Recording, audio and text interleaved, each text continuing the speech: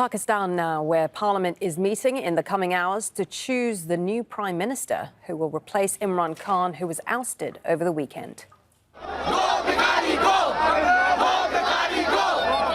Security is high after tens of thousands of people across the country answered Khan's call to protest against his removal from office.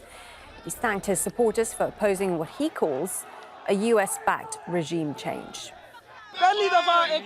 This is the first time in Pakistan that people are worried after the ousting of a government. People are concerned about why their leader has been ousted, why he has been pushed behind. The last decision will be of the people. In a democratic system, the final voice will be the voice of the people, and the voice of the people is Imran Khan.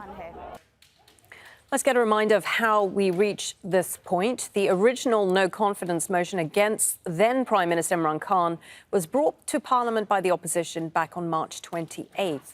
A week later, Parliament's Deputy Speaker, who is an ally of Khan, blocked the motion, claiming it was influenced by foreign news. And the President, on Imran Khan's recommendation, dissolved the Assembly, setting the stage for elections. But last Thursday, Pakistan's highest court ruled that the dissolution was unconstitutional, and Khan then lost a no-confidence vote on Saturday. Osama bin Javaid is live for us in Islamabad. Talk us through what happens today, Osama. Well, in the next few hours, Pakistan is all set to elect its 23rd Prime Minister after Imran Khan was voted out, the first Prime Minister to have been voted out of the Assembly. All eyes are on the National Assembly, where two candidates are going to vie for this top job.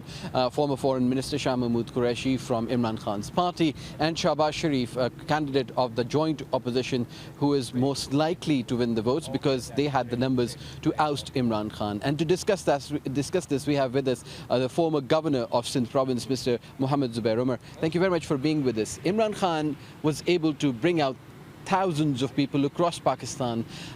It's a narrative that an alignment of corrupt politicians, the judiciary, the military is all out to get him, and he's going to come back to power. How do you counter that? I think the most important point is missing in this link.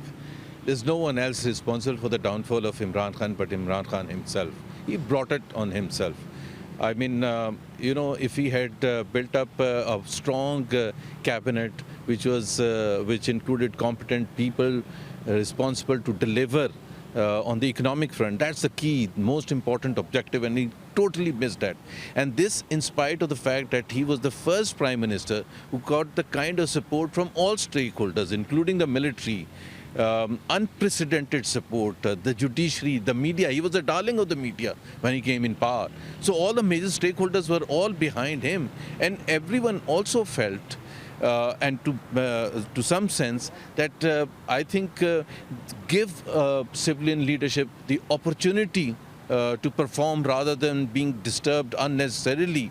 And he got that support, and he failed miserably. So he brought it on himself. Now, how confident are you that Sharif is going to win the vote? He also has pending allegations of corruption, money laundering against him. So what does that say about, is he the best candidate out of all the opposition leaders combined? By far the best candidate. I mean, first, he has the kind of experience, the insight, the political wisdom. He has performed at a very big stage as the Chief Minister of the largest province of Pakistan for 10 long years. And no one, including the opponents, Imran Khan's party supporters, would doubt his ability to deliver. He has done it. So we have done it at the federal level. We have done it at the Punjab government level. His team obviously will include many of the stalwarts who were part of the team in 2013 to 2018. They have the experience, the quality and everything. So I think he's by far the best candidate, by far. The point about the allegations, obviously that's her point. That government's job is to focus on its prime responsibility of governance, economic delivery, foreign policy and others. As far as accountability is concerned, whichever authority wants to conduct any legitimate investigation, I mean, Sharif has been going through that for the last 4 years. Very quickly, now Pakistan is in a precarious situation when it comes to economy, when it comes to the status of political disarray. 30 seconds. What are you going to do and how can you take Pakistan out of it?